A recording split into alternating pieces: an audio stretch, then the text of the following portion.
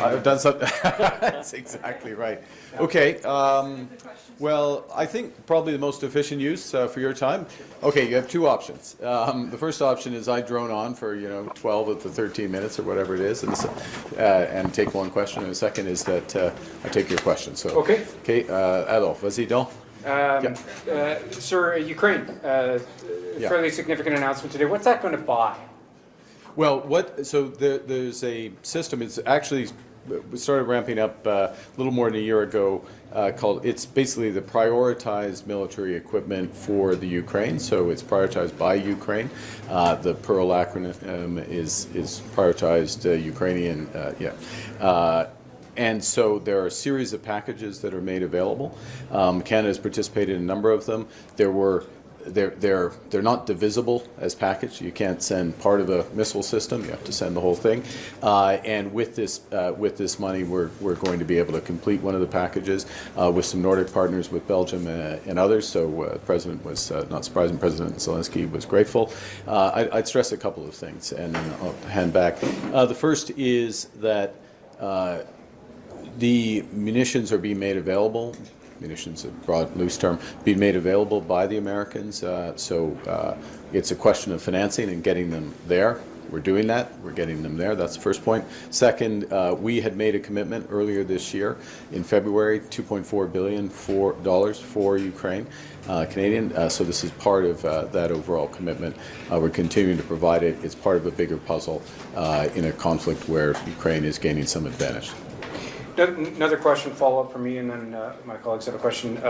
It's just on you being here, Canada being here, with that family photo. We've heard a lot about this.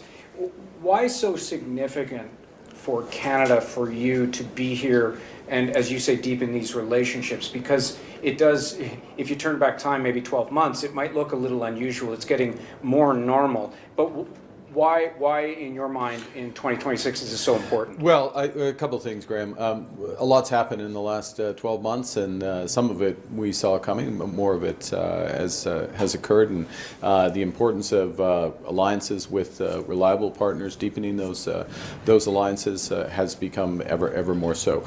I list very quickly all the ways we're working with the European Union already. Right here in Armenia, as monitors, only non-European country doing that. We're the only non-European member of SAFE, which is a defense arrangement very good for Canadians, Canadian business, because it makes us stronger. We have these partners we can work directly, good for our businesses, defense businesses there. You asked about Ukraine. We're a coalition of the willing. It's not exclusively European. Australia and New Zealand in that as well, but it's effectively a European plus Canada, those other two countries coalition. So close work there. Straits of Hormuz, working very closely there. G7 French presidency. I mean, there is a series of linkages here from security through to economics that are being reinforced. We're working in real time. Look, I'm out of Canada for, 36 hours, including a chunk of the weekend. By the way, thank you for coming along and blowing your weekend as well. It's an incredibly, this is important, but it's also an incredibly efficient way to spend the time. Thank you. Monsieur. Bonjour, Monsieur Carney, Christian Noël, Radio-Canada. Beaucoup d'ententes avec les Européens qu'on a signées, présence ici, le seul non-européen. On voit qu'au niveau des paroles, au niveau des mots, au niveau des ententes, on avance. Au niveau des résultats concrets, ça semble prendre du temps. Certains pays européens s'impatientent, notamment au niveau de l'énergie. Qu'est-ce que vous pouvez leur dire? Premièrement, en ce qui concerne... On commence avec les objectifs, et les objectifs sont la sécurité. On commence avec la sécurité dans la situation actuelle en Ukraine, par exemple. Et c'est le résultat de nos efforts, des efforts des Européens et nos alliés américains, il faut le dire. Mais au sein, c'est le soutien du Canada, de l'Europe qui rend la situation viable, si je peux dire, viable en Ukraine, et la situation actuelle devient un peu mieux pour les Ukrainiens sur le terrain de guerre. Alors, premièrement, c'est une question d'objectif à résultat. Deuxièmement, en ce qui concerne la coopération dans le domaine industrielle. On a des attentes avec les accords entraînent avec des sociétés italiennes, des sociétés françaises, allemandes, tout cela. On a vu un grand accord, par exemple, dans le domaine de l'intelligence artificielle avec Cohere, une société allemande. Alors, il y a beaucoup sur le terrain. Vous avez mentionné l'énergie. Ce n'est pas la discussion qui a commencé il y a un an par rapport au Canada et l'Europe. Maintenant, on commence de plus en plus une discussion sur l'énergie. Et point final, et je retourne à vous, il y a des accords très importants dans les domaines de minéraux critiques. C'est plus de... dette sauf, c'est plus de 2 milliards de dollars par rapport au Canada et l'Europe. Alors, il y a des résultats. Vous collez sur l'Europe, l'Europe se colle à vous, alors que notamment les Européens sont de plus en plus critiques envers Donald Trump, notamment avec ce qui se passe en Iran. Et nous, on se prépare à renégocier la CEUM. Est-ce qu'on ne court pas le risque de frustrer encore plus Donald Trump? Non, je ne crois pas. On doit faire plusieurs choses en même temps.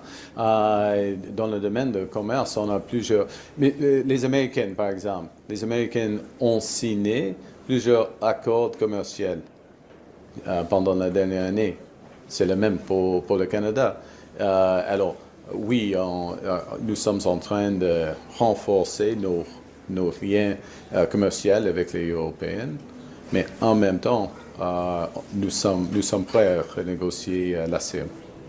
Merci. Yeah. Good afternoon, Prime Minister. Hi. I'm Dyer, CBC News. The Europeans' expectations are pretty high from Canada about energy, critical minerals, things like that. Do you think there's a risk of a mismatch between some of those projects involve the kind of infrastructure that can generate local resistance, NIMBYism, Galwayville? Is there a risk, do you think, of a mismatch between their expectations and Canadians' understanding of what they're going to have to give and build? Yeah, Evan, I'm going to just go to your premise there. When we sit down with the Europeans, the first thing they raise is not energy. Okay, energy is something we raise as being part of the solution. They do raise critical minerals. They do raise defense cooperation. They do raise security cooperation, continuing coordination with respect to Ukraine. They do raise a set of issues around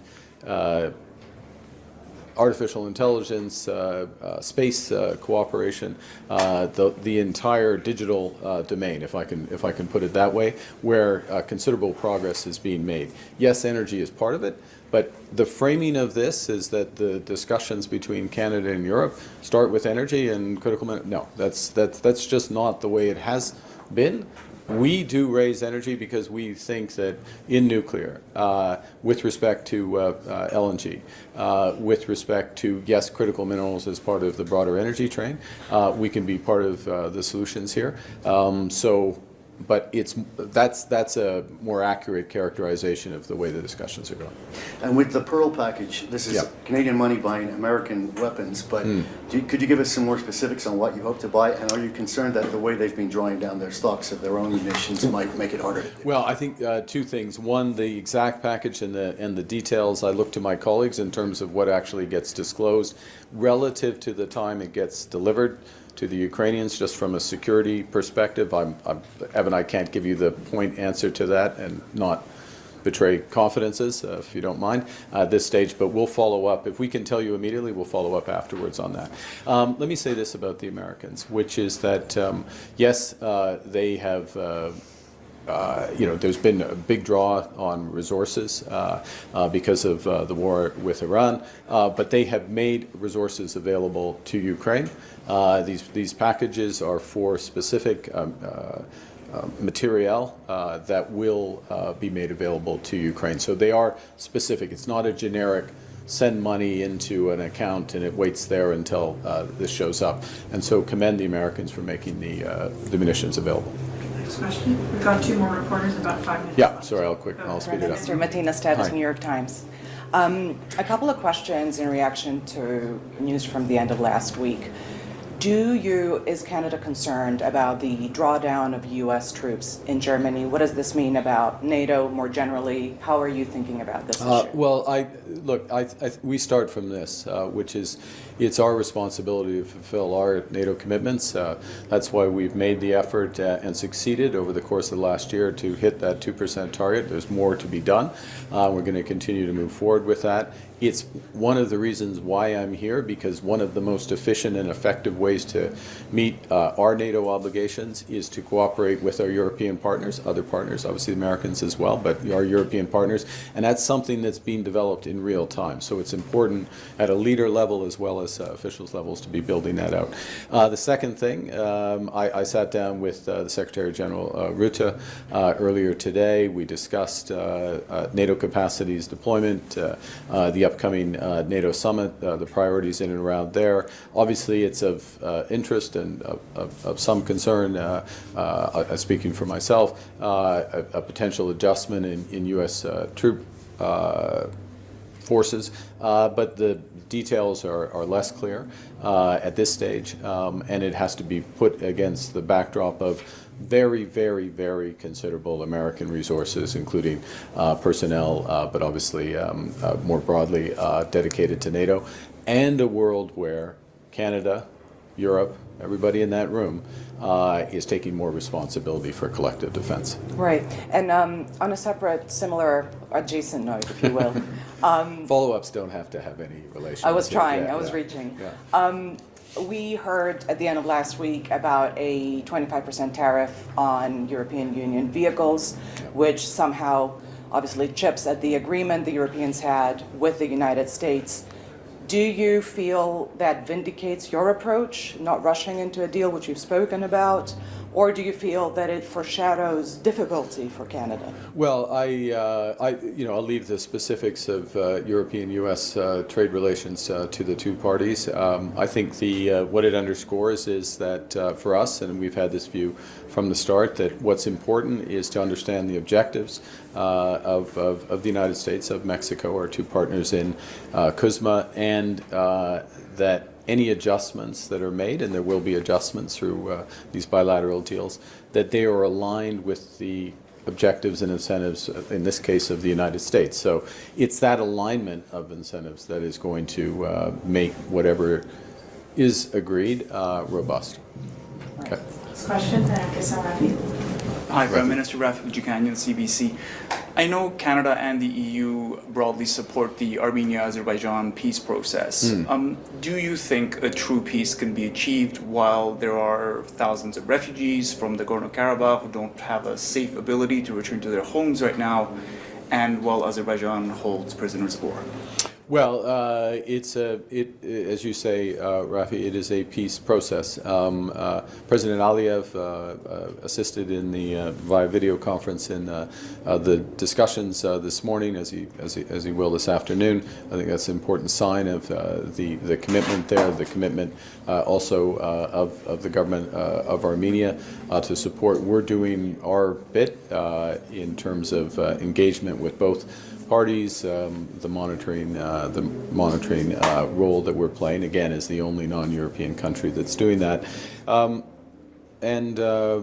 The signs are positive, but it's a process, and in any peace process, there are always a series of issues, important issues, fundamental issues, humanitarian issues that need to be addressed over time. I would say that my judgment, our judgment, is that there is momentum behind this process, and that we will do what we can to reinforce that. Just the observation, and I think it tells you where we've come from, is the lack of any hostilities at the border for months and months and months, which was confirmed to me yesterday by the Prime Minister. I take your point on his virtual participation. It does come a few days after Azerbaijan destroyed a major church in the former enclave of Nagorno-Karabakh. So, what does it say that he's here today after that?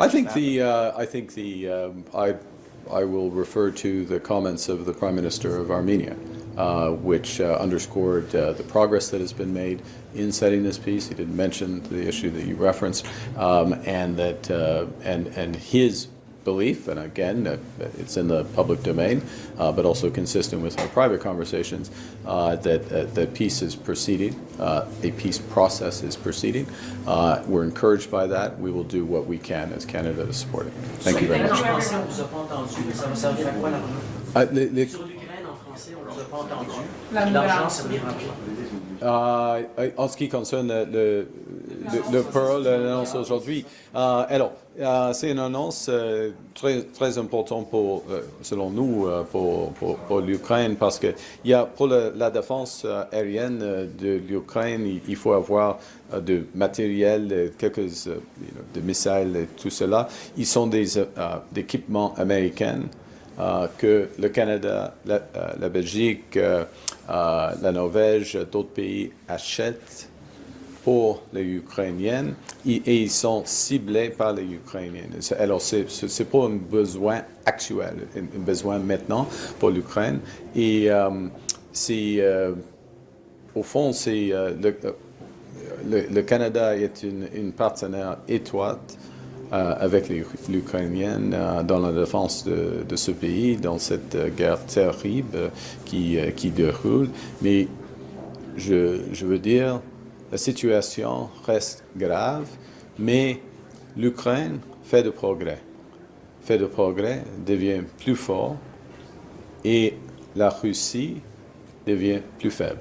Et surtout, l'économie russienne affaiblit maintenant. Alors, il faut mettre la pression sur la Russie. Alors, merci beaucoup. Thanks, everyone. Thank you.